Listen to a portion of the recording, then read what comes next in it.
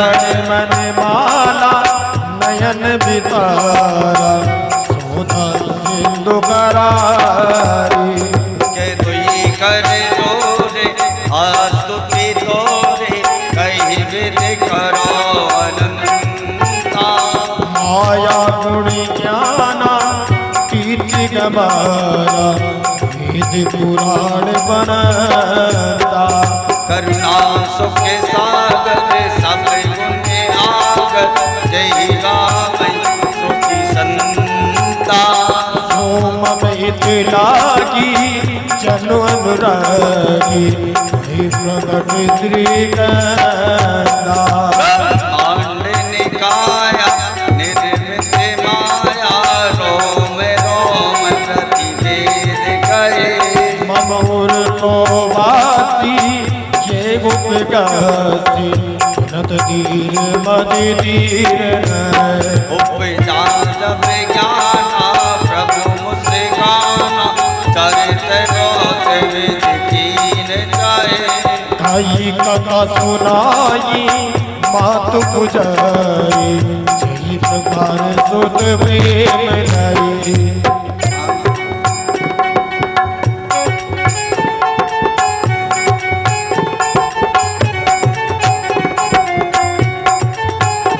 माता पुण्य बोले सो मत डोले तजहु ताते रूपा कीजे सुलीला अति प्रिय लीला ये शुभ परब अनोपा सुन बचन सुजाना गोदन ठाना होए बालक सुर भूपा ये चरित्र जगावे हरिपद पावे दीन परम भव गोपा विप्रधेनु सुर संत हित और लीन मनुज अवतार निज इच्छा निर्मित तनो माया गुण गोपाल बोलिए रामचंद्र भगवान की जय गो दशरथ के लाला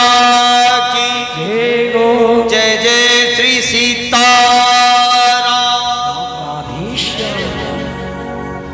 यहाँ नीचे लगा दो ये अगरबत्ती हमें धुआं लगेगी इनसे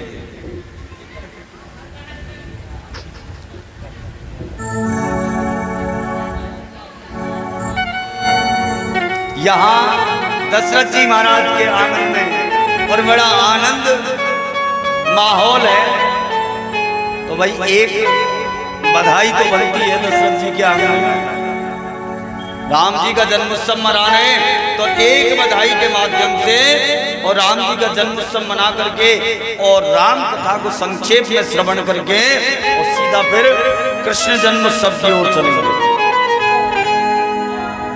हो राजा दशरथ जी हो राजा दशरथ जी के द्वार ओ नौबत बाजी रही राजा दशरथ जी के द्वार ओ नौबत बाजी रही राजा दशरथ जी के द्वार ओ नौबत बाजी रही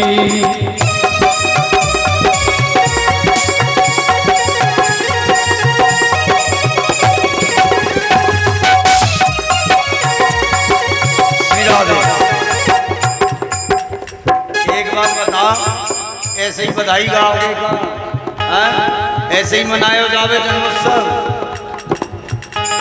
ना तो ताली बज रही अरे भजन में ताली का भोजन में थाली का और कान में बाली का और ससुराल में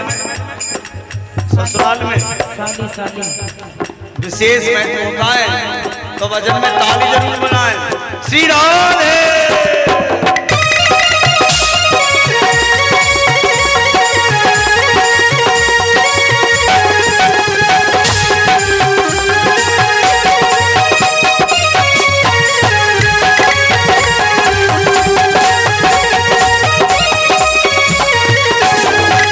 समाचार सुनी सुनी तक गाई समाचार सुनी सुनी तक गाई समाचार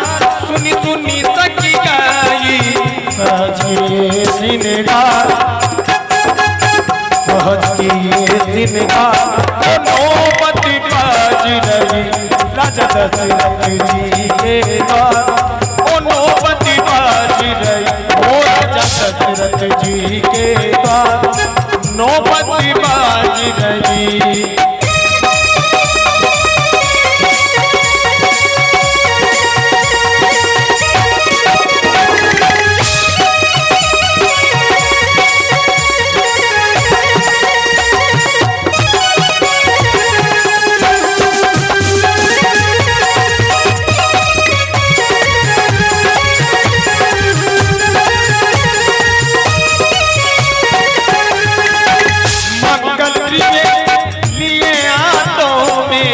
मंगल दिवे लीजिए गातों में गावत मंगला जा गावत मंगला जा एक नौबत बाज रही राजा दशरथ जी के द्वार ओ नौबत बाज रही राजा दशरथ जी के द्वार नौबत बाज रही।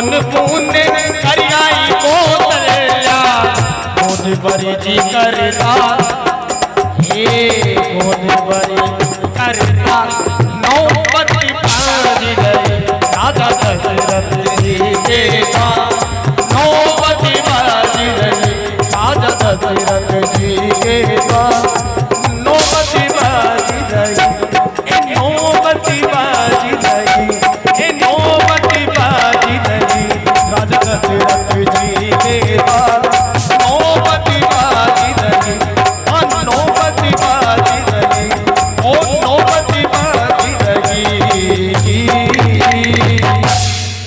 बोलिए चारों भैया की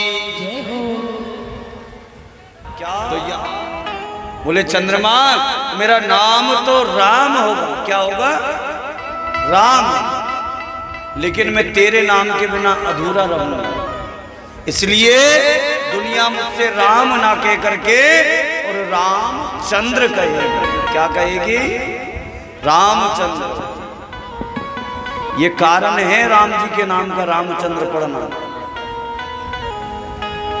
और दूसरा कहा, बोले इस अवतार में मैं सूर्य वंश में आया हूं, अगला अवतार में तेरे वंश में चंद्र वंश में आऊंगा लेकर के। तो कृष्ण अवतार जो है चंद्र वंश में लिया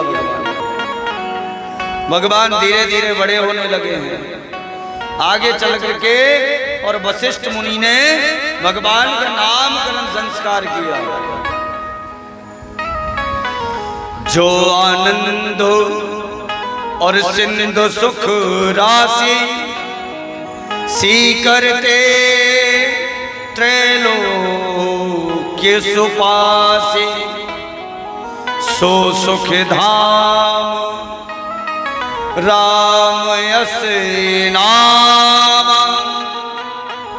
अखिल लोक दायक विश्राम। पहला नामकरण संस्कार किया क्या? जो आनंद सिंधु सुखरास।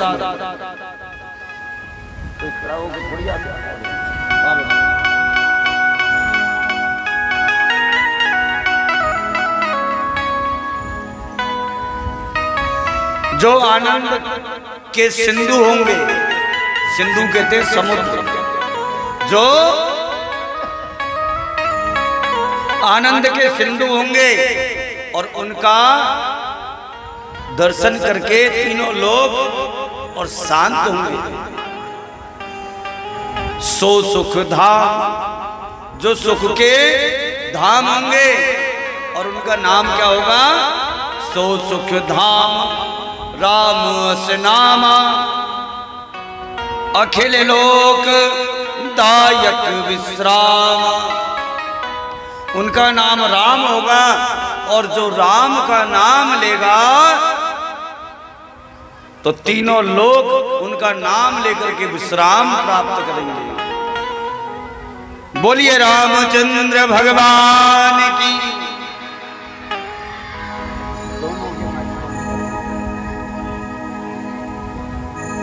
आगे चल करके दूसरा नामकरण संस्कार किया वशिष्ठ मुनि ने। विश्व भरण पोषण कर जोई, ताकर नाम भरत यस होए। जो संसार का भरण पोषण करने वाले होंगे, ऐसे जो होंगे उनका नाम होगा भरत। बोलिए भरत जी महाराज की जय हो। देखो यहाँ हम वैसे चारों भाइयों का नाम लेते हैं तो कैसे लेते? राम लक्ष्मण भरत शत्रुघ्न। यहाँ कौन बड़ा है कौन छोटा है उस तरीके से नाम लिए जा रहे हैं। बड़े बड़े कौन है? राम जी, उनसे छोटे हुए भरत जी। लक्ष्मण जी नहीं है राम जी से छोटे, उनसे छोटे हैं भरत जी। तो यहाँ लाइन से नामकरण संस्कार हो रहा है, ध्यान रखना। अब कोई पूछे तो सीधा नाम ले देते हैं और बता भी नहीं पाते हैं कि बड़े राम जी हैं कि बड़े भरत जी हैं कि लक्ष्मण जी हैं। तो तीसरा नामकरण संस्कार किया। जाके सुमरन तेरे पुनासा, नाम शत्रुघ्न वेद प्रकाश। जाके सुमरन तेरे पुनासा, जिसके याद करने वर्षे। और रिपु कहते हैं दुश्मन, दुश्मनों का नाश हो जाएगा, ऐसे उनका नाम होगा शत्रुघ्न लाल। बोलिए शत्रुघ्न लाल की। अच्छा, दुश्मन मतलब ये संसार के दुश्मन नहीं, तो ये जो शरीर के दुश्मन है, अंदर के जो दुश्मन है, काम क्रोध लोभ मोह अहंकार ईर्ष्या मत्सर, इनका नाश करने वाले हैं शत्रुघ्न जी महाराज का नाम। और अगला चौथा नाम रखा लक्षण धाम सुराम प्रिय। क्या कहा? लक्षणों के धाम होंगे, सुराम प्रिय, राम जी के प्रिय होंगे।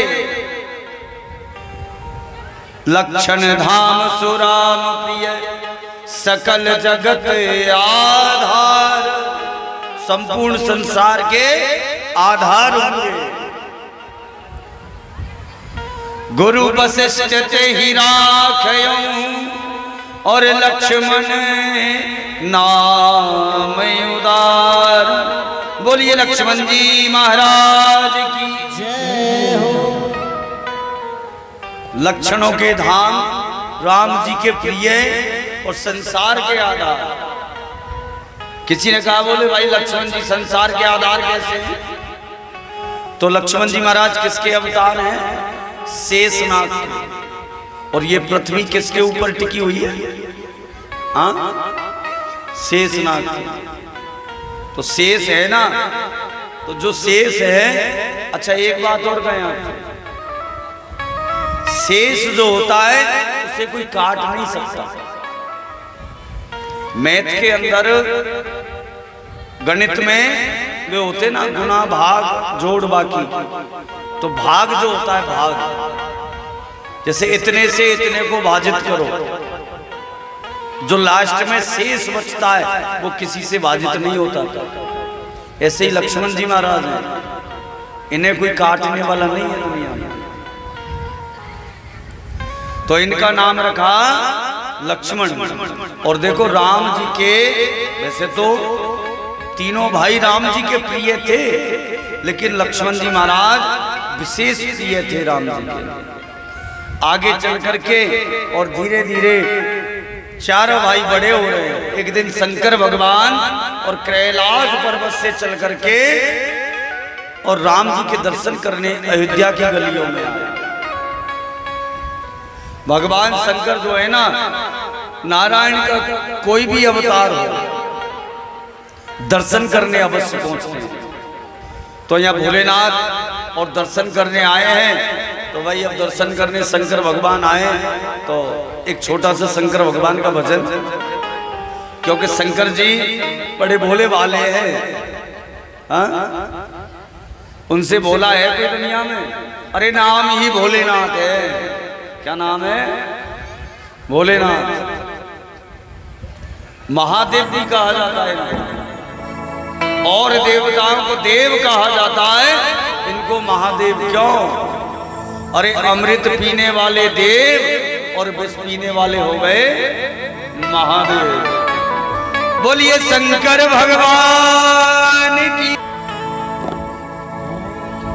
भक्तों का रखवाला वो शिव जी, डमरू वाला जी, डमरू वाला। ऊपर की रात तेरा तेरा बोली। ओम नमः शिवाय, ओम नमः शिवाय, ओम नमः शिवाय, ओम नमः शिवाय। महादेवा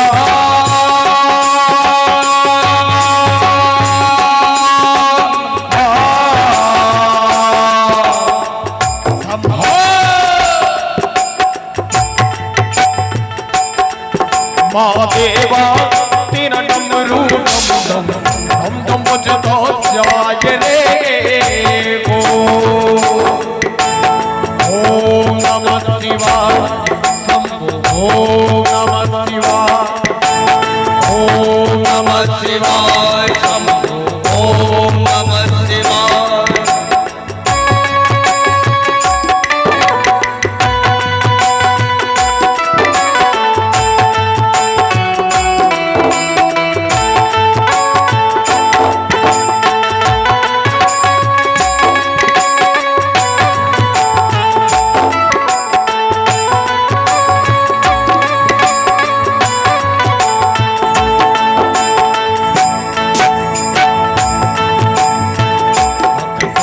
को जो तारे पापियों को मारता जी, पापियों को मारता। बड़ा ही दयालु मेरा भोलेनाथ जी। ओम नमः शिवाय शंभो, ओम नमः शिवाय, ओम नमः शिवाय, ओम नमः शिवाय। सिर से तेरे बेटी गंगा, नाम मेरा हो जाता गंगा। नाम तेरा जब लेता महादेवा।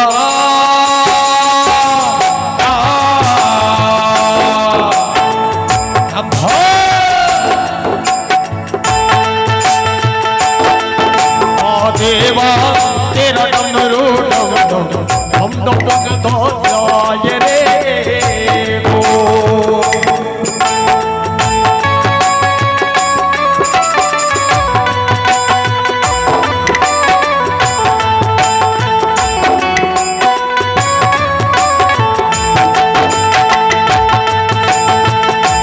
ये मेरा भोला ये भंडारी, मेरे नंदी की सवारी। मेरा भोला के भंडारी, मेरे नंदी की सवारी। शंकर नाथ रे हो गोरी नाथ रे, हो शंकर नाथ रे। हो गोरा भांग रगड़ के बोली, तेरे साथी के पूतों की टोली। गोरा भांग रगड़ के बोली, तेरे साथी के पूतों की टोली। मेरे नाथ रे हो शंकर नाथ रे, हो गोरी नाथ रे। ओम नमः शिवाय शंभो, ओम नमः शिवाय, ओम नमः शिवाय, ओम नमः शिवाय। ओम नमः शिवाय शंभो, ओम नमः शिवाय, ओम नमः शिवाय शंभो, ओम नमः शिवाय। बोलिए शंकर भगवान की। अब तो भोलेनाथ दर्शन करने आए हैं।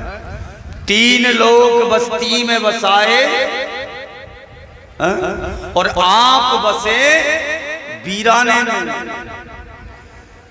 धन धन भोलेनाथ कौड़ी नहीं खजाने में, कुछ रखते नहीं है अपने पास, लेकिन जब देने पे उतरे ना तो जो उनकी भभूति है वो ही ऐसा काम कर जाए कि शायद ही लेने वाला उसे संभाल पाए।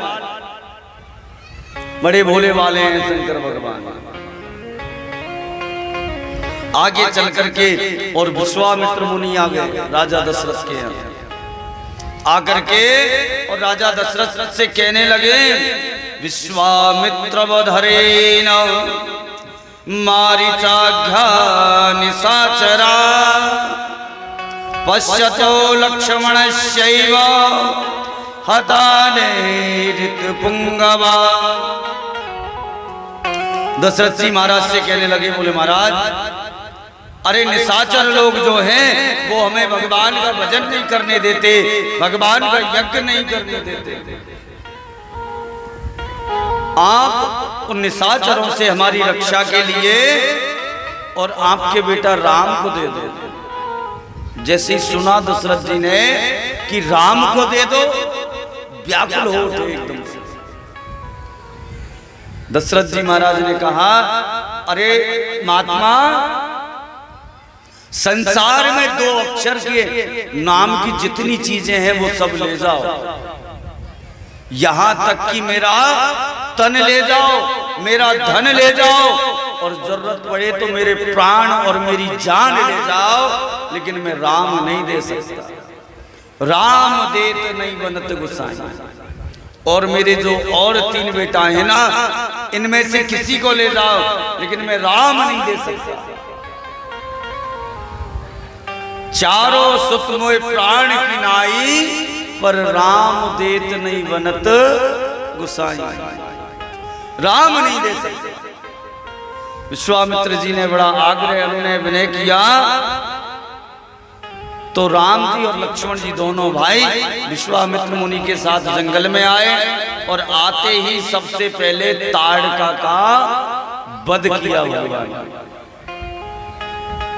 और मारीच और था वहां, तो मारीच को बिना फर वाला बाण मारा तो 7 योजन का सागर पारा, 100 योजन दूर और सागर के पार जाके गिरा है मारीच। अगर चाहते तो उसे भी मार देते, लेकिन नहीं, भगवान को पता था कि आगे लीलाओं में ही काम आएगा, इसलिए मामा मारीच को छोड़ दिया। बड़े आनंद के साथ और ऋषियों ने और यज्ञ करना प्रारंभ किया। एक दिन क्या कि राजा जनक ने अपनी जनकपुरी में और धनुष यज्ञ रखा। विश्वामित्र मुनि उस धनुष यज्ञ को देखने के लिए राम लक्ष्मण के साथ में साथ लेकर के राम लक्ष्मण को और जनकपुरी की ओर गए। यो लोक वीर समितौ धनुरंगी समोग्रगम सीता स्वयंवर ग्रहे त्रसीतोपनीतम आदाय बाल गजलील इवोक्षुयष्टे सज्जीकृतं नृप विक्रस्य भवंज मध्ये।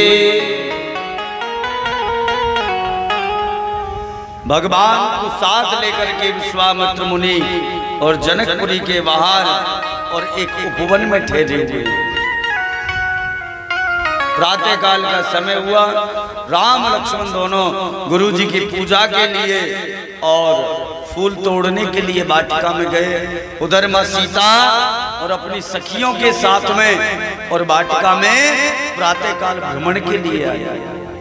इधर राजा जनक ने प्रतिज्ञा कर रखी थी कि जो इस शिव धनुष को तोड़ेगा वो उसी से मेरी सीता का विवाह होगा।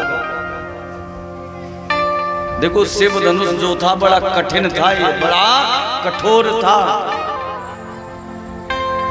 तोड़ना तो दूर, कोई हिला नहीं सकता था ऐसे।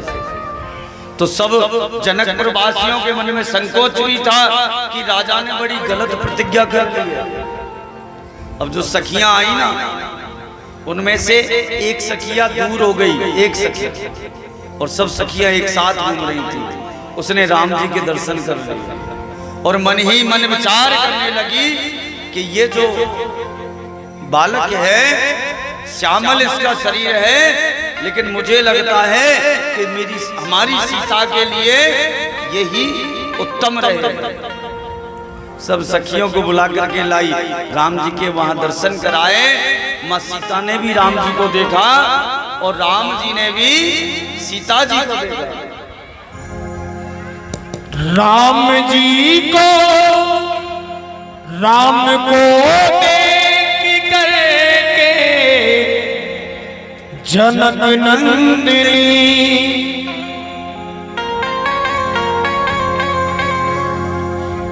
राम को देख करके जनक नंदिनी वाटिका में खड़ी ले गई, वाटिका में खड़ी ले गई।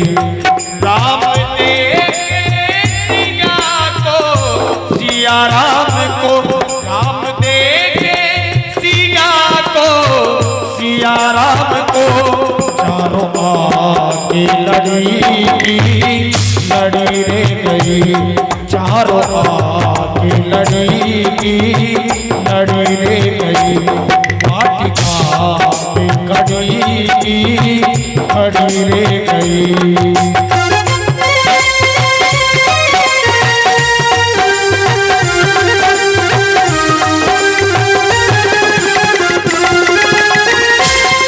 राम को देख करके जनक नंदिनी, राम को देख करके जनक नंदिनी वाटिका में खड़ी ले गई, वाटिका में खड़ी ले गई। राम देख सिया को, सिया राम को, राम देख सिया को, सिया राम को, चारों आगे लड़ी रे गई। वाटिका में खड़ी रे गई।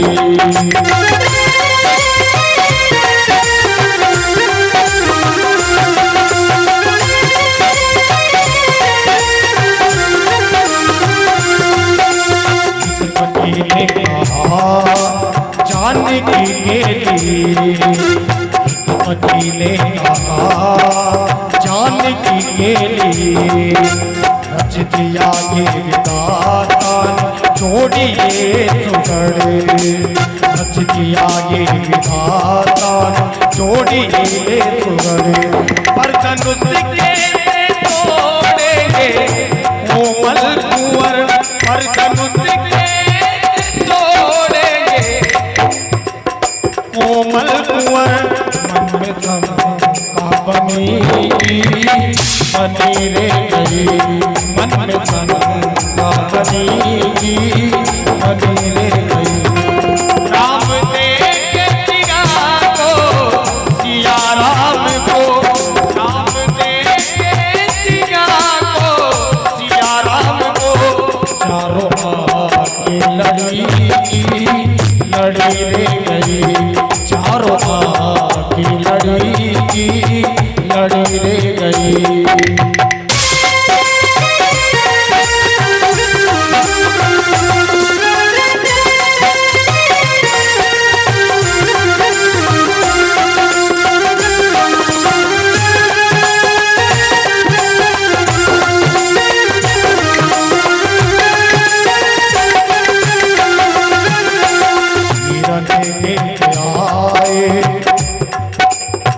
पर ये खड़ी हिरन के आए, माँ पर ये खड़ी, हर धनुष को तोड़े मेरे श्री राम जी, हर धनुष को तोड़ेंगे मेरे श्री राम जी।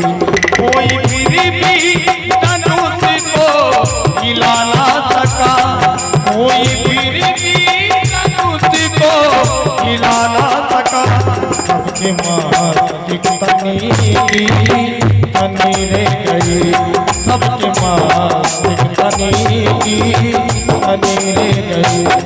राम दे सिया को, सिया राम को, राम दे सिया को, सिया राम को।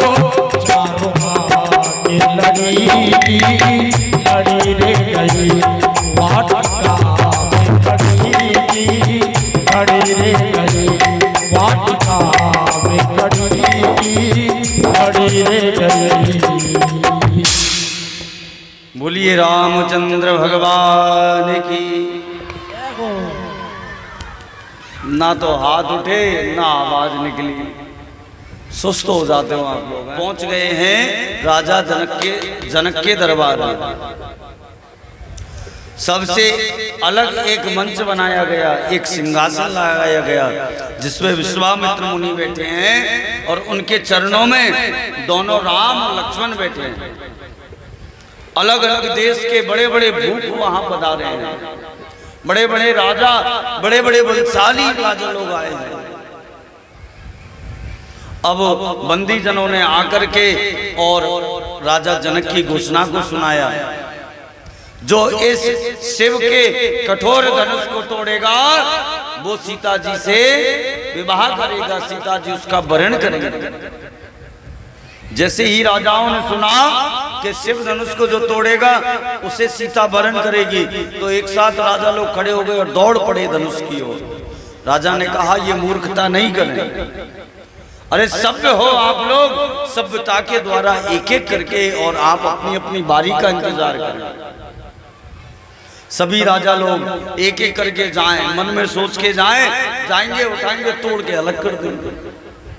धनुष के नजदीक पहुंचे और खेल की भांति मन में सोच के जाएं क्या होगा धनुष। रोज तो धनुष उठाते हैं और राजाओं का तो काम होता है रोज धनुष उठाना, इसे भी उठा लेंगे। अब जैसे ही जाएं एक हाथ से पकड़ के उठाने की सोचें तो नहीं उठे, थोड़ी देर बाद दोनों हाथ लगाएं तो भी नहीं उठे, अरे उठना तो दूर हिला तक नहीं पाए। अंत में मन मार के आके अपनी जगह पर बैठ जाए। धीरे धीरे करके सभी राजाओं ने और प्रयास कर लिया, लेकिन कोई उठाना तो दूर कोई हिला तक नहीं पाया। फिर एक साथ भूप सहस दस एक ही बार उस धनुष को सहस दस मतलब 10,000 राजा एक साथ उठाने की कोशिश किए, लेकिन फिर भी नहीं उठा पाए।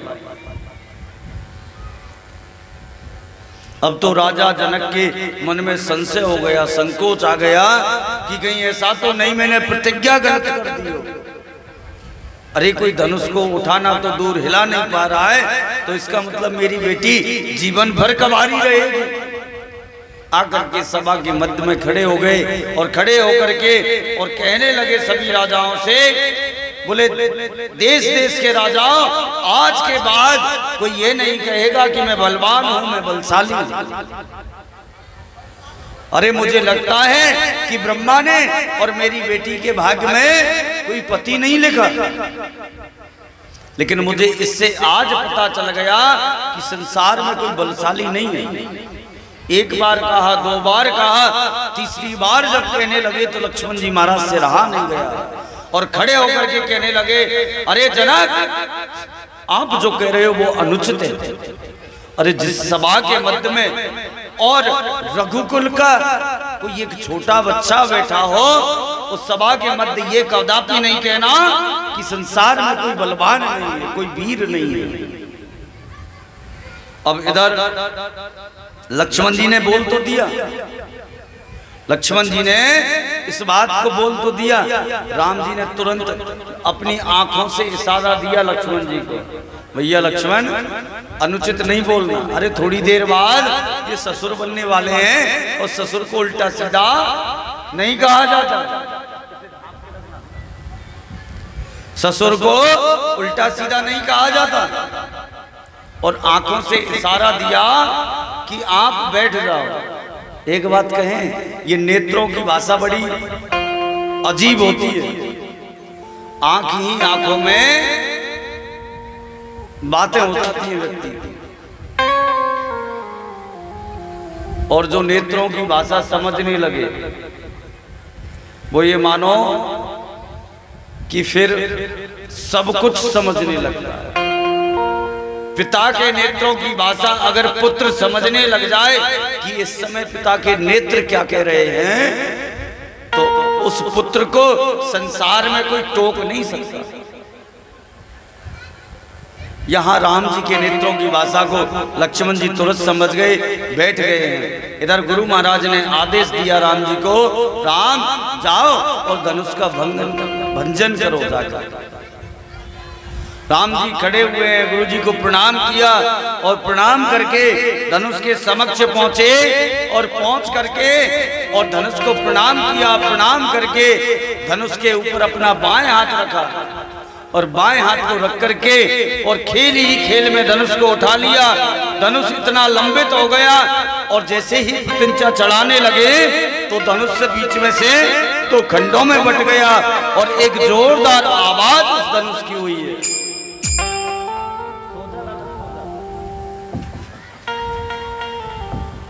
उसकी जोरदार आवाज हुई है, बड़ी गड़गड़ाहट हुई है। उस आवाज को सुन लिया परशुराम जी महाराज ने, दौड़ करके आए। किसने तोड़ा? हमारे गुरु जी का धनुष। राम जी ने समझा बुझा करके परशुराम जी को विदा किया है वहां से। अब तो सखियों के साथ में और माँ सीता हाथ में जयमाल लिए हुए हैं और राम जी की ओर बढ़ रही हैं।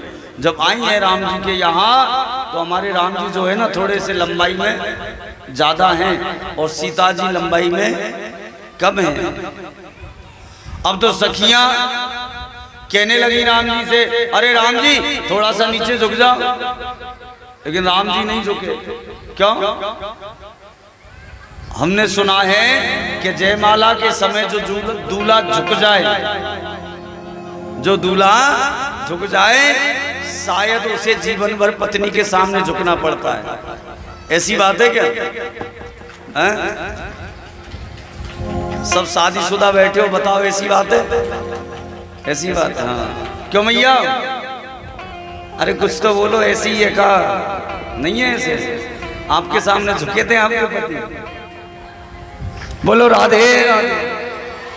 ओ झुक जाइयो तनिक रघुवीर,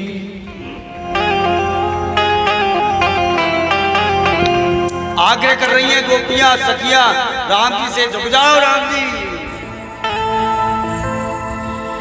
ओ झुक जाइयो तनिक रघुवीर, सिया मेरी छोटी सी, झुक जाइयो तनिक रघुवीर, सिया मेरी छोटी सी, सिया मेरी छोटी, लली मेरी छोटी, सिया मेरी छोटी, लली मेरी छोटी, तुमको बड़े जी बलवी, सिया मेरी छोटी सी, अजी तुमको बड़े बलवी, सिया मेरी छोटी सी।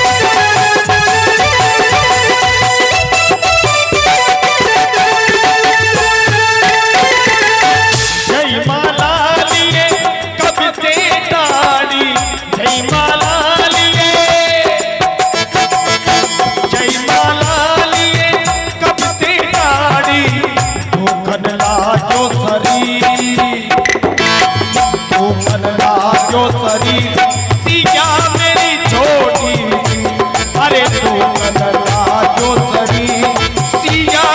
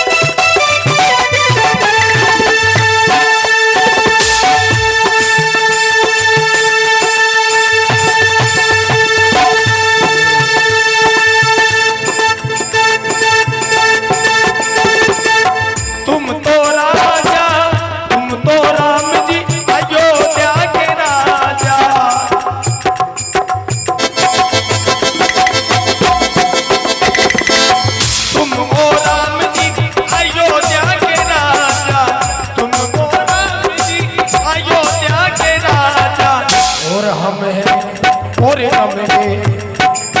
नवरे जनक के करी सिया मेरी छोटी थी। और नवरे जनक के करी सिया मेरी छोटी थी। लली मेरी छोटी थी, सिया मेरी छोटी थी, लली मेरी छोटी। यह सखियों ने अनुनय विनय किया है, लेकिन राम जी नहीं झुके।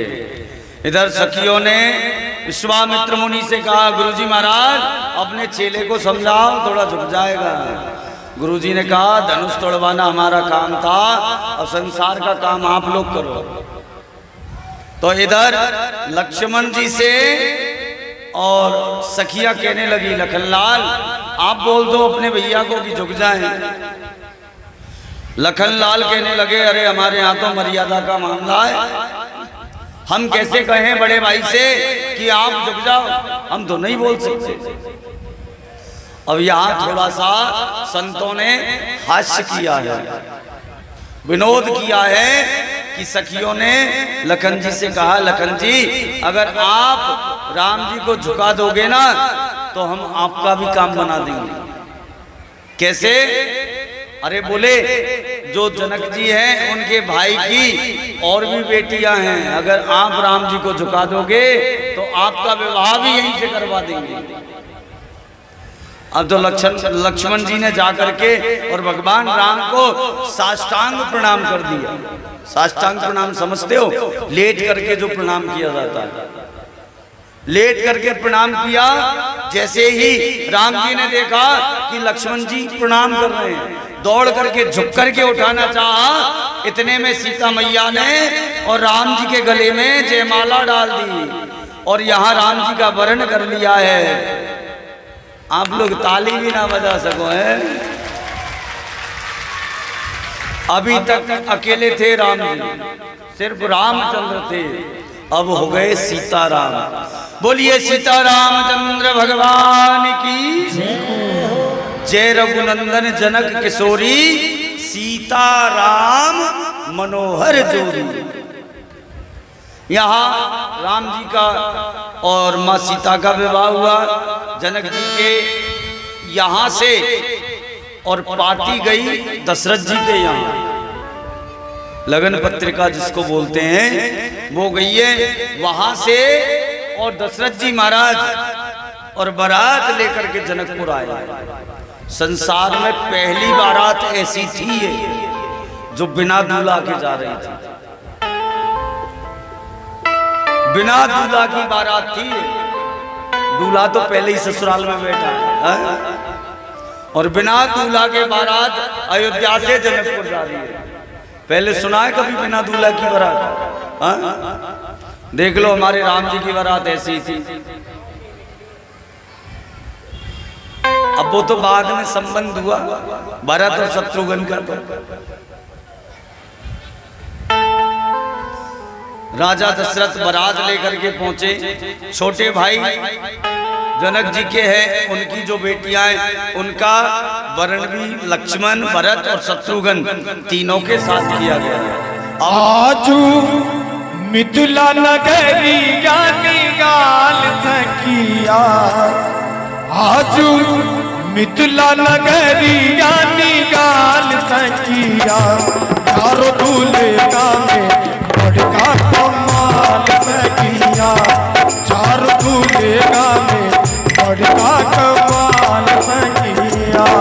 आजू मिथिला नगरी जानी गाल सखिया, आजू मिथिला नगरी जानी गाल सखी, हो गोनी गाल सखिया, हो गोनी गाल सखिया, चारों दूल्हे में बड़का कमाल सखिया, चारों दूल्हे में बड़का कमाल सखिया।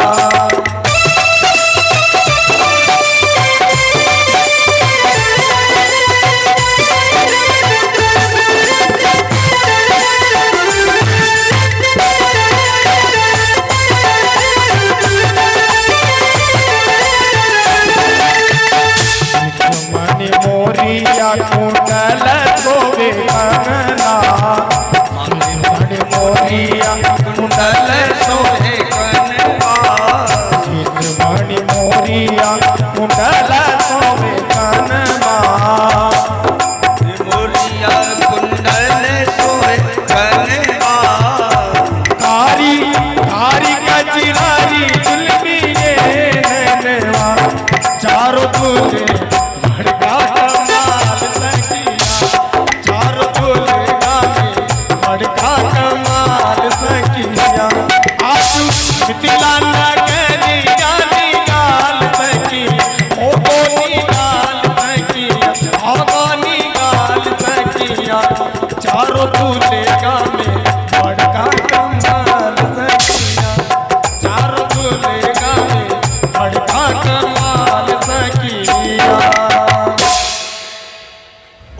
सांवर सांवर गोरे गोरे जड़िया जान है, सांवर सांवर गोरे गोरे जोड़ियां जान रे, आखियां न देखती सुन लीन कान है, आखियां न देखती सुन लीन कान गे, जुग जुग जोड़ी जिए मेरी साल सखिया, जुग जुग जोड़ी जीवे बेमिसाल सखिया, हो गोनी गाल सखिया, हो गोनी गाल सखिया, चारों दूल्हे में बड़का कमाल सखिया, चारों दूल्हे में बड़का कमाल सखिया, मिथिला नगरी गाल सखिया, आज मिथिला नगरी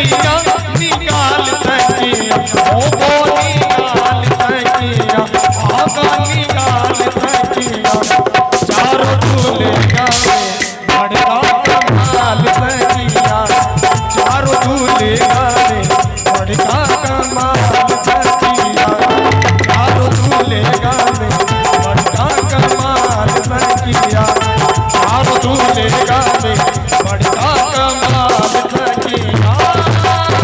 बोलिए सीताराम भगवान की जय हो।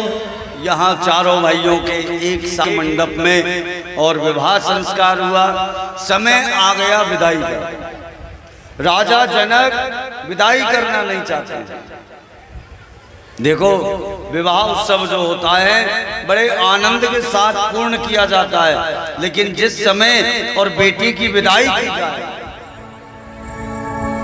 तो माहौल एकदम मायूस हो जाता है, गमगीन हो जाता है। कोई पिता नहीं चाहता कि मेरी बेटी मेरे घर से और विदा होकर के जाए। चाहेगा भी कैसे? बचपन से पाल पोस के बड़ा किया, इस लायक बनाया और अंत में और स्वयं ही उसे पराई कर देता है। लेकिन नहीं चाहते हुए भी और ये विदाई पिता को करनी पड़ती है। यहाँ राजा जनक ने अपनी चारों बेटियों की और विदाई की है। सब लोग अपने राजा दशरथ के साथ और आ गए अयोध्या में। देखो, एक बात कहते हैं लोग बाग कि जिस घर में और खुशियां एक साथ आ जाएं उस घर को नजर लगने का डर रहता है। नजर समझते हो? तो यही हाल आज अयोध्या में हुआ। राजा दशरथ ने निश्चित कर लिया कि कल के प्रातः काल में और मैं राम को राज्य अभिषेक करूंगा। लेकिन विधि को ये विधान पसंद नहीं था। तो इधर मंत्रा ने आकर के केकई को बहलाया फुसलाया और केकई ने अपने 2 वरदान मांगने के लिए और कोप भवन में चली गई। राजा दशरथ ने जाकर के पूछा, रानी क्या बात है, आप क्यों ऐसे मलिन मुख से और कोप भवन में आकर के बैठ गई? केकई कहने लगी, बोले राजन, अरे राम जब राजा हो जाएगा तो मेरे जो बेटा हैं वो तो दासित्व हो जाएंगे, दासी पुत्र कहलाएंगे। राजमाता बनेगी तो कौशल्या बनेगी, मेरा क्या अस्तित्व रहेगा? दशरथ जी महाराज कहने लगे, रानी ऐसी कोई बात नहीं है। बोले ना, मेरे 2 वरदान आपके ऊपर बाकी हैं। आज मैं उन दोनों वरदानों को आपसे मांगना चाहती हूँ। दशरथ जी महाराज ने कहा, अरे 2 की क्या चली, आप 50 मांग लो, लेकिन ऐसे मलिन मुख होकर के नहीं बैठो। हमारा राम राजा बन रहा है और आप मलिन होकर के बैठी। केकई ने कहा, बोले मैं 2 वरदान तब मांगूंगी, पहले आप राम की सौगंध खाओ। राजा दशरथ ने कहा, अरे रानी ये हमारा रघुकुल है, सौगंध खाने की जरूरत नहीं है। रघुकुल रीत सदा चली आई और प्राण जाए पर वचन न जाई। मेरे वचन नहीं जाएंगे, नहीं आप सौगंध खाओ। राम जी की सौगंध राजा दशरथ ने ली है। और इधर कैकेयी ने वरदान मांगा कि पहले वरदान में मेरा भरत राजा हो और दूसरे वरदान में राम को 14 वर्ष का वनवास। जैसे ही राजा ने सुना कि 14 वर्ष का राम को वनवास, बेसुध होकर के जमीन पर गिर पड़े। अपने शरीर का वाहन नहीं रहा उन्हें कि मैं किस स्थिति में कहां पड़ा हूं। सुमंत ने आकर के राजा से पूछा, महाराज क्या हुआ? सुमंत को कुछ नहीं बता पाए। इधर प्रातः काल की बेला में राम जी को जब पता चला है तो राम जी स्वयं आए, आकर के पिताजी से पूछा, पिताजी महाराज क्या बात है, आप इस स्थिति में क्यों हैं? राजा दशरथ ने यहां बताया, बेटा मैंने 2 वरदान तेरी माँ कैकेयी को दिए, उसमें तेरी माँ ने और तेरे लिए वनवास मांगा है। तू ऐसा कर बेटा, मेरी बात का उल्लंघन कर दे, मेरी बात को नहीं मान, मेरे वरदान को झूठा कर दे, मेरे वरदान को नहीं मान और तू जंगल नहीं जा, वन नहीं जा। राम जी ने कहा, पिताजी महाराज ये तो छोटी सी बात है, 14 वर्ष वनवास की बात है। अगर आपके वचन का मान रखने के लिए इस राम को अपने प्राणों की आहुति देनी पड़े तो मैं वो भी दे दूंगा। देखो राम जैसा बेटा हर पिता के नसीब में नहीं होता है क्या? आजकल के रामों को देख लो आप, पिताजी कहते हैं बेटा 1 गिलास पानी लाके पिलाना, बेटा लगा है मोबाइल में। बेटा क्या कहेगा, आपको प्यास लगी है? बोले हाँ, तो ऐसा करो किचन में जाओ, खुद भी पियाना और मेरे लिए भी 1 गिलास ले आना। बोलो राधे राधे।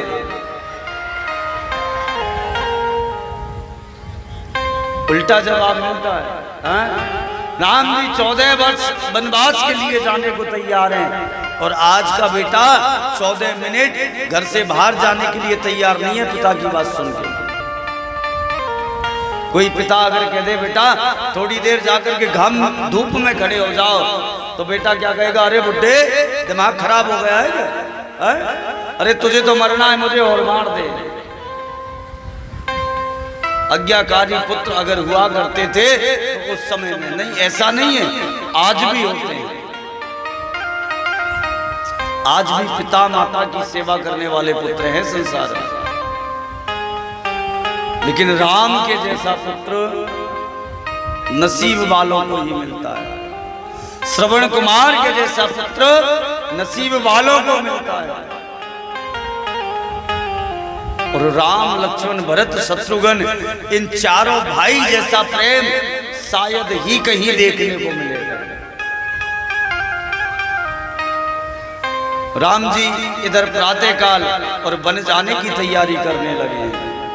माता ने बलकल वस्त्र दे दिए। अब राम जी जब जाने लगे, सीता जी ने सुना तो सीता जी भी तैयार हो गई, मैं भी जाऊंगी। इधर लक्ष्मण जी ने सुना तो लक्ष्मण जी भी जाने के लिए तैयार हो गए। राम लक्ष्मण और सीता तीनों ही वन को जाने के लिए तैयार हो गए। पूरी अयोध्या में जब पता चला कि राम राजा ना बन के और बन जा रहा है, तो पूरी अयोध्या वासी बन जाने के लिए तैयार हो गए।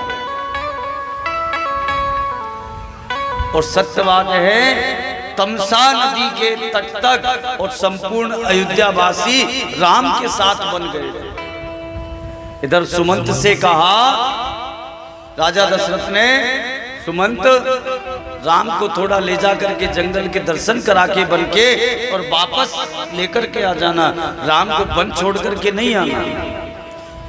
इतना तेरे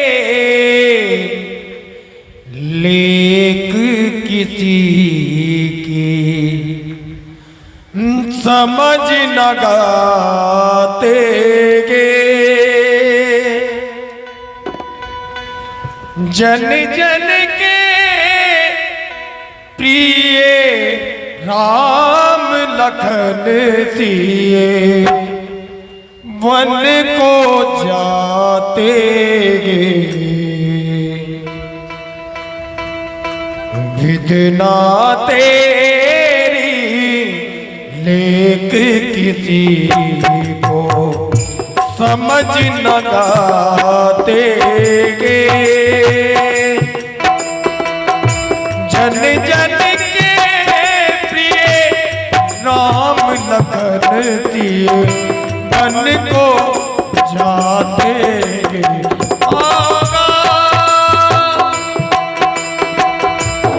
इतना तेरे लेकिन किसी को समझ न आते गे, समझ न आते गे, समझ न आते गे। यहाँ संपूर्ण अयोध्या तमसा नदी के तट तक और राम जी के साथ वन को गई। रात्रि में प्रातः काल ब्रह्म मुहूर्त से पहले जग करके और राम जी लक्ष्मण जी माँ सीता के साथ और संपूर्ण अयोध्या वासियों को सोता हुआ छोड़ करके आगे वन में निकल गए। प्रातः काल के समय में जब संपूर्ण अयोध्या वासियों की निद्रा खुली तो देखते ही रह गए कि राम चले गए। अयोध्या वासी तो वहां से वापस आ गए। आगे जाकर के और सुमंत ने राम जी से कहा, भैया राम, आप मेरे लिए आज्ञा है महाराज की कि मैं आपको बन के दर्शन करा करके और वापस ले आऊं। राम जी ने कहा, सुमंत जी आप ऐसा करो, हमें यहीं छोड़ो और आप स्वयं वापस चले जाओ। सुमंत जी की इतनी दयनीय दशा हो गई इस बात को सुनकर के। जब सुमंत जी वापस आने लगे तो जो घोड़ा थे ना रथ के आगे की ओर चलाना चाहें लेकिन आगे घोड़ा बढ़े नहीं। बड़ी दयनीय स्थिति में राम सुमंत जी और वापस जब अयोध्या लौट करके आए हैं और जैसे ही दशरथ जी महाराज को पता चला कि सुमंत आया तो सुमंत से पूछने लगे, भैया सुमंत, मेरा राम कहाँ है, मेरा लक्ष्मण कहाँ है, मेरी सीता कहाँ है? सुमंत ने कहा, महाराज मैं उन्हें लौटा करके नहीं ला पाया। जैसे ही सुना कि राम लौट करके नहीं आए तो धड़ाम से जमीन पर गिर गए और राम का नाम लेकर के अपने प्राणों का त्यागन कर दिया दशरथ जी महाराज। राम राम कही और राम राम कही राम, तन पर हरि रघुबर विरय राव गयो सुरधाम। राम राम के करके और अपने शरीर का त्यागन कर दिया दशरथ जी महाराज ने। आगे चल करके और राम जी निकल गए हैं वन में। राम जी 14 वर्ष के लिए वनवास में निकले थे। इनका आगे निषाद राज भील से मित्रता हुई। वाल्मीकि आश्रम पर गए हैं। वहां जाकर के वाल्मीकि मुनि से कहने लगे, महाराज हमें कहीं रहने की जगह बताएं। वाल्मीकि मुनि ने हंस करके कहा, बोले प्रभु मुझे आप ये बताएं कि आप कहाँ नहीं हो। हरि व्यापक सर्वत्र समाना और प्रेम ते प्रगट होई में जाना। अरे आप तो सर्वत्र हो, कण कण में व्यापक हो, मैं आपको कहाँ जगह बताऊं। लेकिन आप एक संसारी की तरह मुझसे पूछते हो तो आप पंचवटी पे जाकर के रहे। राम जी लक्ष्मण जी और सीता मैया के साथ पंचवटी पर निवास करने लगे हैं। इधर एक दिन पंचवटी पर आ गई शूर्पणखा। शूर्पणखा रावण की बहना आकर के राम जी से कहने लगी, हे राम जी देखो माया का भेष बना के आई है, सुंदर है तो राक्षसी लेकिन सुंदर बन के आई है भगवान के आगे। अब सुंदर बन के आई है तो भगवान से कहने लगी, तुम सम पुरुष न मौसम नारी और यह संयोग विधि रचा विचारी। हे राम जी, तुम्हारे समान कोई पुरुष नहीं और मेरे समान कोई नारी नहीं। ये जो संयोग है भगवान ने, विधि ने बड़ा विचार करके रचा है। इसका अगर हम साधारण अर्थ देखेंगे चौपाई का, तो इसमें कह रही है कौन? शूर्पणखा कि तुम्हारे समान कोई पुरुष नहीं सुंदर और मेरे समान कोई सुंदर नारी नहीं। यह संयोग बड़े विचार करके विधि ने रचा है, आपसे मैं विवाह करना चाहता हूं। यही अर्थ निकालेंगे ना, है ना? लेकिन इसका एक आध्यात्मिक अर्थ और है, ध्यान से सुनना। देखो, राम कथा की प्रत्येक चौपाई के हजारों अर्थ हैं, एक एक चौपाई के। ऐसे ऐसे विद्वान हैं इस संसार में जो एक चौपाई के ऊपर 9 दिन तक बोल सकते हैं, 9 दिन तक लगातार एक चौपाई के ऊपर। तो यहाँ एक इस चौपाई का दूसरा अर्थ भी है, आध्यात्मिक अर्थ। शूर्पणखा कौन थी? शूर्पणखा रावण की सगी बहन नहीं थी, ये मुंह बोली बहन थी रावण। जिस समय रावण और दिग्विजय के लिए निकला था, संसार में सब राजाओं को जीतने के लिए निकला, तो शूर्पणखा का पति था विद्युत जिह्वा।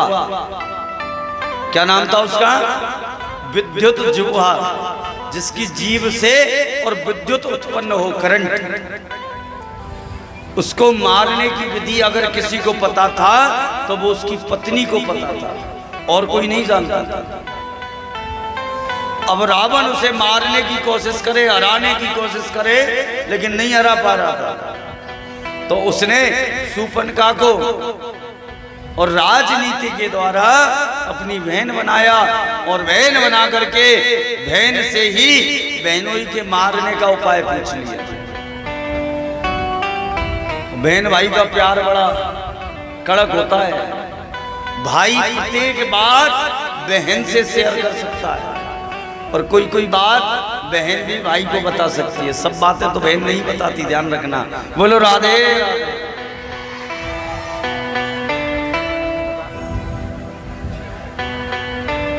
एक बार दोनों हाथ उठा के देखो, बच्चों की आवाज ज्यादा आ रही है, आप लोगों की तो मोह ऐसा लगे आप भोजन करके ना आए। भोजन कौन कौन भोजन करके आए? हाथ उठाना। बारे पीछे वालों, इधर वाली मैया भूखी होकर रोटी ना खाई आज? हैं? सुबह ही भूखे हो? 17 तारीख से भूखे हो? वाह, लंबाई उपवास चल रहा है इनका। मोह लगे भगवान ने यही पकड़ के बैठाई नहीं आए। ए ने कहा झूठ बोलवे में शर्म करो, सुबह आपने इतनी खाई, मैंने देख के आया। एक बार दोनों हाथ उठा के।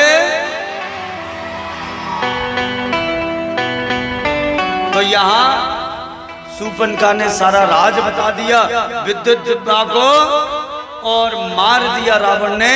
तो उस समय में शूर्पणखा ने और एक कसम ली थी कि रावण, मैं तेरे कुल में कोई पानी देने वाला नहीं छोड़ूंगी, मैं तेरे कुल में कोई पानी देने वाला नहीं छोड़ूंगी।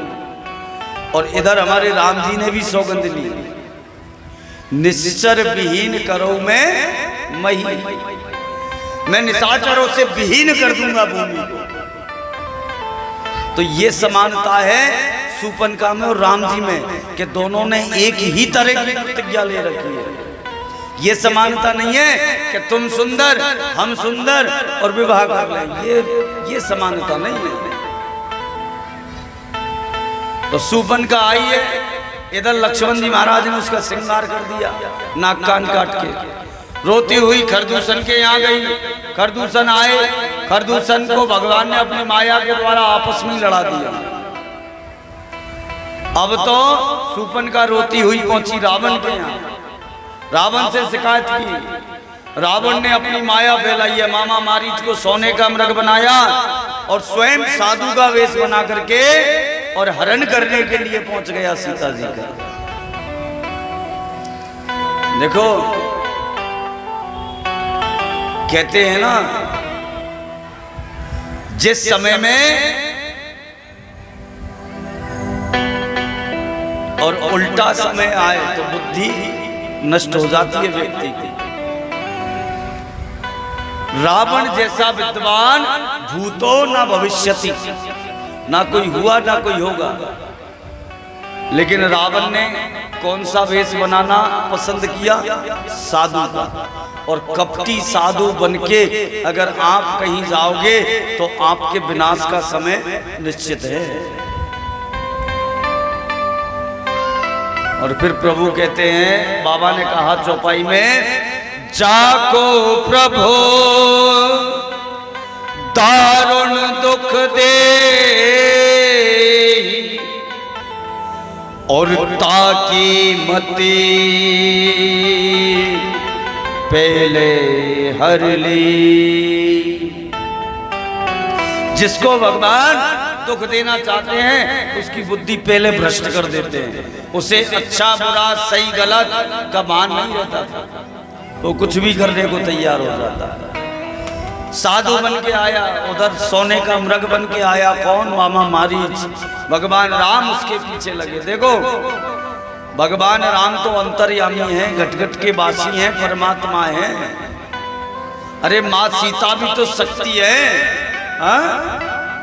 क्या उन्हें पता नहीं था कि सोने का कोई मृग ही नहीं होता है? लेकिन भगवान को तो लीला करनी थी ना आगे।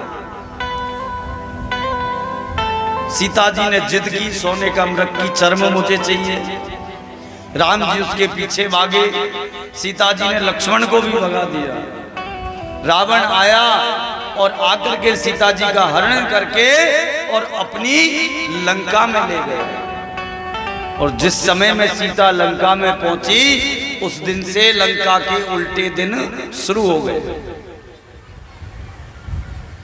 यहां सीता जी को जब लंका ले गया रावण, तो आगे चल करके और भगवान वन वन घूम रहे हैं, ढूंढ रहे हैं सीता को। यहाँ सुग्रीव से भगवान की मित्रता हुई, बाली का भगवान ने वध किया जटायु के द्वारा, और सीता जी का पता बताया गया कि यहाँ सीता जी को ले गया है। इधर हनुमान जी लंका गए हैं, सीता जी की खोज करके आए, लंका का दहन करके आए।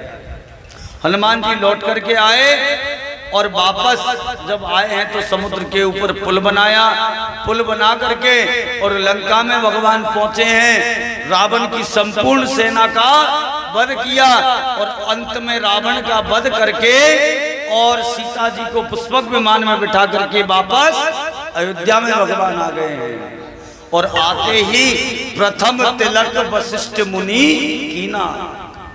भगवान जब स्वयं चाहें कि आज मुझे राजा बनना है तो राजा बनेंगे, अगर परमात्मा नहीं चाहे कि ये काम हो जाए तो वो काम कदापि नहीं हो सकता। 14 वर्ष पहले राम जी की स्वयं इच्छा नहीं थी कि वो राजा बने, आज उनकी इच्छा थी तो पहला तिलक वशिष्ठ मुनि ने किया। अब राम जी पहले तो थे अकेले रामचंद्र, फिर हुए सीताराम और अब हो गए राजा राम। बोलिए राजा रामचंद्र भगवान की जय हो। यहाँ संक्षेप रूप से हमने और आपने राम कथा का श्रवण किया। आगे चल करके सुखदेव जी महाराज के द्वारा परीक्षित को कृष्ण कथा सुनाई गई और कृष्ण कथा भी उन्होंने प्रथम तो संक्षेप रूप से ही सुनाई थी। देखो राम कथा पहले क्यों भागवत जी में है, कृष्ण कथा से पहले क्यों है भागवत जी में राम कथा? इसका एक कारण है। राम कथा जो है ये मर्यादा है। क्या है? मर्यादा की कथा है ये। और जब तक हम मर्यादा पुरुषोत्तम की लीलाओं को नहीं श्रवण करेंगे, नहीं पहचान पाएंगे, तब तक और कृष्ण की जो लीलाएं हैं वो लीला पुरुषोत्तम है, उन्होंने बड़ी अटपटी लीलाएं की, तो उनकी लीला समझ में नहीं आएगी। आगे से हटो भाई, यहाँ से आप लोग देखो पीछे दिखाई नहीं दे रहा है, बैठ जाओ या तो, क्योंकि हमें जहाँ श्रोता नजर आता है ना वहीं हमारी नजर जाती है बार बार। जो ध्यान से सुनने वाला होता है और जो आनंद लेने आए वो तो एक बात अलग है। और लोगे आप लोग आनंद, कौन कौन आनंद ले रहा, हाथ उठा के दिखाना। सब आनंद लेने ही आए, तो एक बार दोनों हाथ उठा के देखो। भगवान की कथा में अगर आनंद नहीं आया तो फिर कहीं नहीं आने वाला है। और वैसे आनंद उस दिन कह रहे थे ना, आनंद का उल्टा होता है कुछ नहीं होता। तो भगवान की जहाँ कथा हो, भगवान का जहाँ प्रवचन हो, भगवान का जहाँ भजन हो, कीर्तन हो, और तो और भगवान का जहाँ मंदिर हो, वहां भी अगर आप कितने भी डिप्रेशन में हो और किसी मंदिर के मध्य में चले जाओ या किसी पंडाल में चले जाओ जहाँ भगवान की कथा हो रही हो, वहां आपका डिप्रेशन खत्म हो जाएगा। भगवान की कथाओं में मन लग जाएगा, भगवान के दर्शन में मन लग जाएगा।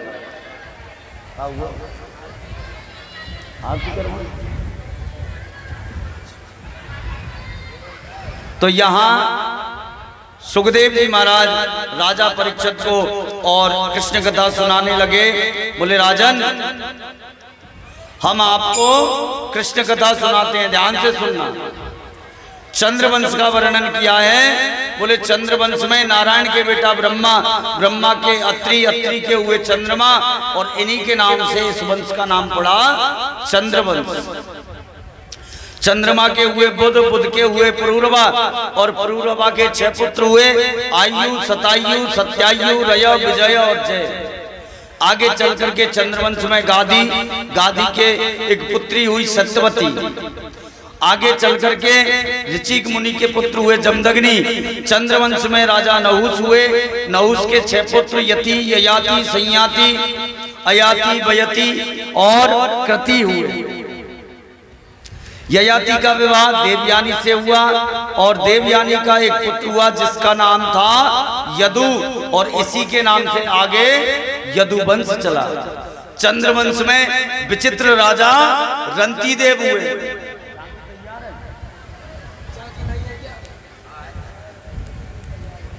तो चंद्रवंश में राजा विचित्र राजा रंतिदेव हुए। इनके समय में एक बार अकाल पड़ा। इन्होंने अकाल के समय अपना जो कोष था वो पूरा अपनी प्रजा के लिए खोल दिया, स्वयं के लिए कुछ नहीं रखा। और नहीं तो कोई बड़ा आदमी होता है ना, वो अपने पीछे के लिए इकट्ठा करके रखता है। बोले संसार मरे तो मर जाए, मुझे कोई परवाह नहीं है। वैसे कहने के लिए तो एक बात आती है, साईं इतना दीजिए जामे कुटुंब समाए, और मैं घर भूखा ना रहूं और साधु ना भूखा जाए। लेकिन ये कलयुग है, या सब कुछ उल्टा हो गया है। क्या आजकल का, आज कलयुग का मनुष्य क्या कहता है? इसी दुआ को ध्यान से सुनना हमारी बात को। साईं इतना दीजिए सारा घर भर जाए, मेरा पूरा घर भर जाए, और मैं घर भूखा ना रहूं चाहे जग भूखा मर जाए। बोलो राधे राधे। तो अपनी सोच है, दुनिया की फिक्र नहीं है। हाँ?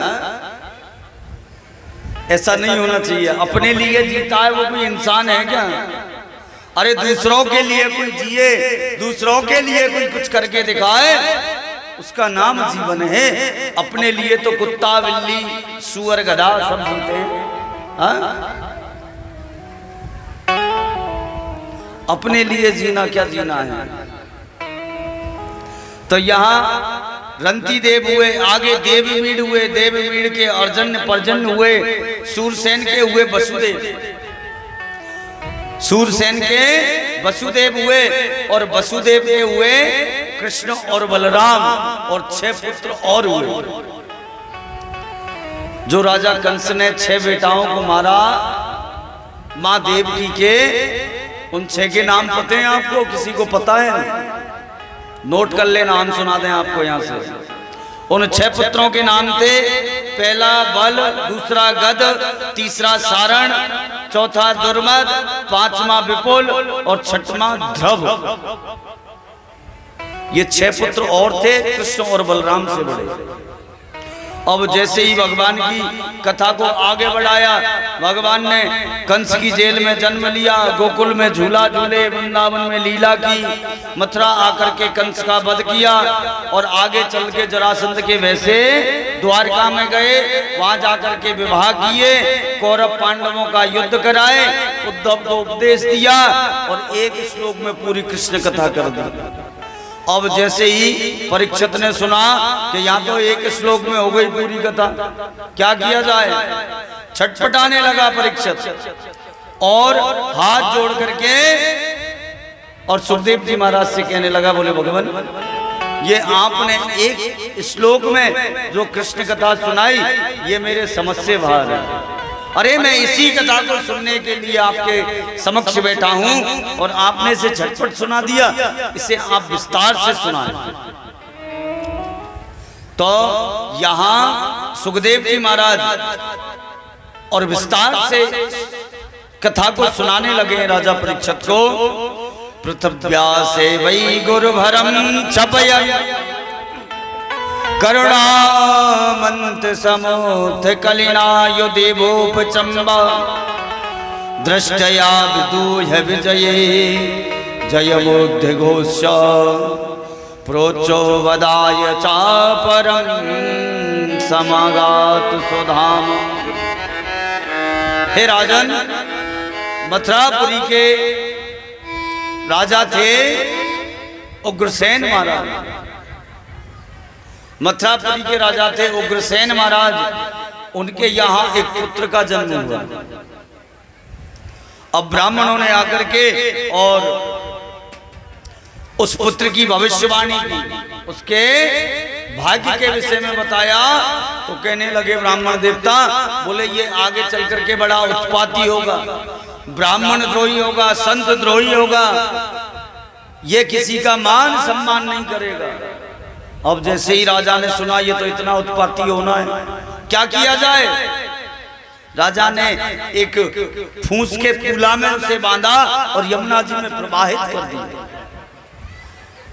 आगे आगरा के पास में बटेश्वर पड़ता है, जो सूरसेन महाराज की राजधानी थी। वहां सूरसेन महाराज यमुना में स्नान कर रहे, उन्होंने देखा कोई शिशु बहता हुआ जा रहा है, उसको पकड़ लिया और अपने घर ला करके उसका लालन पालन प्रारंभ कर दिया। सूरसेन के उस समय में एक बेटा और था जिनका नाम था वसुदेव।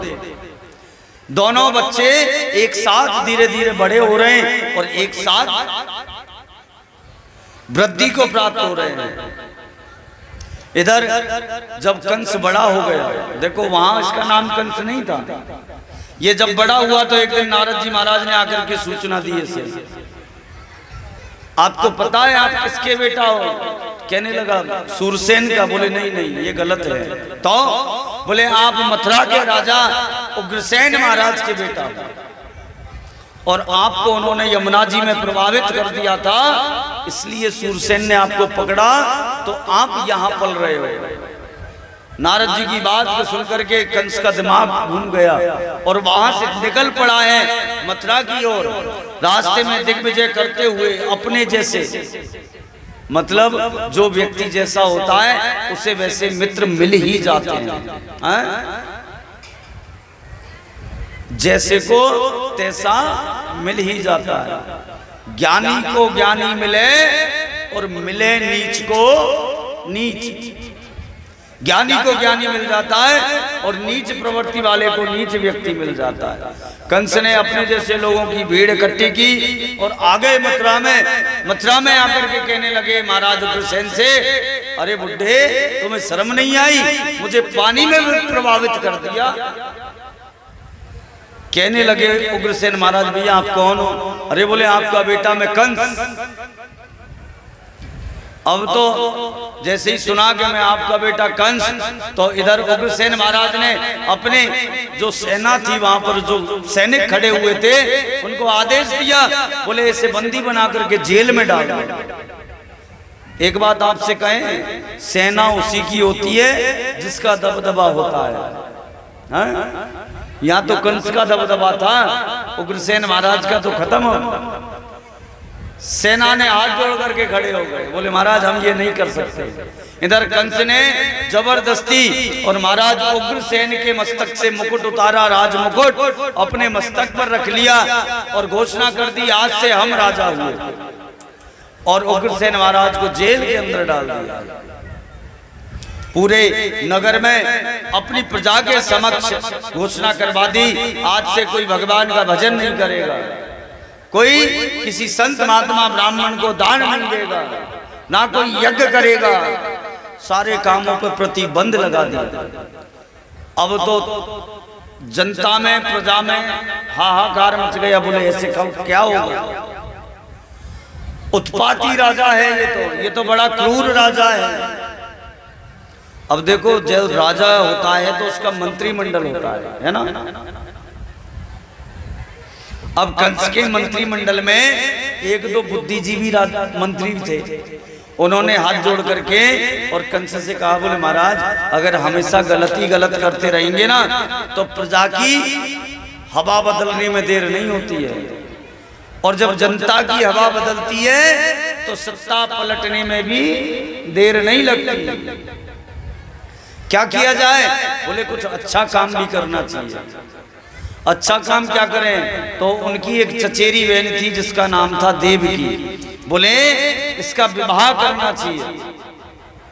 अच्छा किसके साथ करना चाहिए, तो वसुदेव जी महाराज से कह दिया आप हमारे यहाँ बारात लेकर के आओ, मैं अपनी बहन का विवाह आपसे करना चाहता हूँ।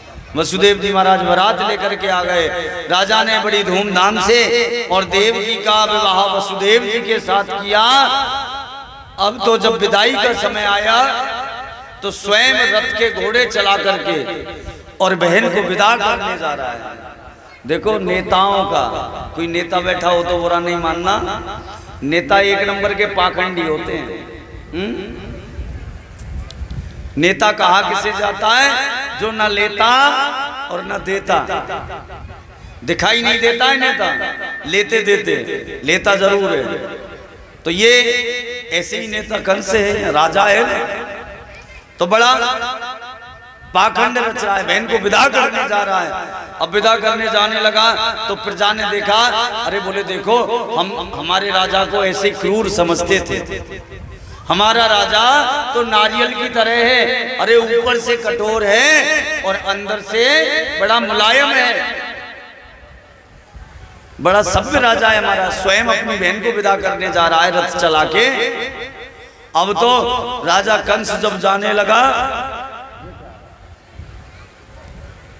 राजा कंस जब जाने लगा तो इधर देवता लोग सोचने लगे, बोले अगर इसको सब लोग सही मानने लगे, ये ऐसा धर्म कर्म में प्रवृत्ति करने लगा तो भगवान का अवतार नहीं होगा, क्या किया जाए। तो इधर देववाणी ने आकाशवाणी की है, आकाशवाणी में जोरदार एक आवाज हुई और आकाशवाणी कहने लगी, अरे राजा कंस, जिस बहन को तू आज खुशी खुशी विदा करने जा रहा है, इसका सातम गर्भ तेरा काल होगा। अब जैसे ही सुना,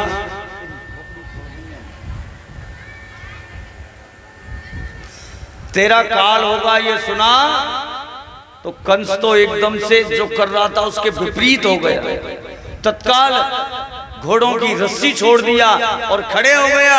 खड़े होकर के मयान से तलवार निकाल ली और देवकी के केस पकड़ के उसे धड़ाम से जमीन पर पटक दिया और पटक करके और मारने के लिए तैयार हुआ। कहने लगा, अरे जब ना रहेगा बांस तो ना बजेगी बांसुरी, जब देवकी ही नहीं होगी तो इसका अष्टम गर्भ कहां से होगा। अब तो मारने के लिए उद्यत हुआ तो वसुदेव जी आगे आकर के हाथ जोड़ के खड़े हो गए। महाराज कंस, मैं आपसे एक विनती करता हूं, ये अब आपकी ही बहन नहीं, ये मेरी पत्नी भी है और पति का धर्म बनता है पत्नी की रक्षा करना, तो मैं आपसे युद्ध तो नहीं कर सकता, लेकिन हाथ जोड़ करके विनम्र निवेदन करता हूं महाराज आप इसे मारे नहीं। तो वसुदेव जी से कहने लगा कंस, बोले क्यों नहीं मारे भैया, इसका तो गर्भ हमारा खाल होगा। बोले महाराज इसका कोई मारने के अलावा दूसरा भी उपाय हो सकता है क्या? बोले मुझे और देवकी को दोनों को आप अपने बंदी गृह में डाल दो, जेल की काल कोठरी में डाल दो, और जो भी संतान हमारे यहाँ उत्पन्न होगी हम लेकर के उसे आपके यहाँ आ जाएंगे। अब देखो कंस चाहे कितना भी क्रूर है, लेकिन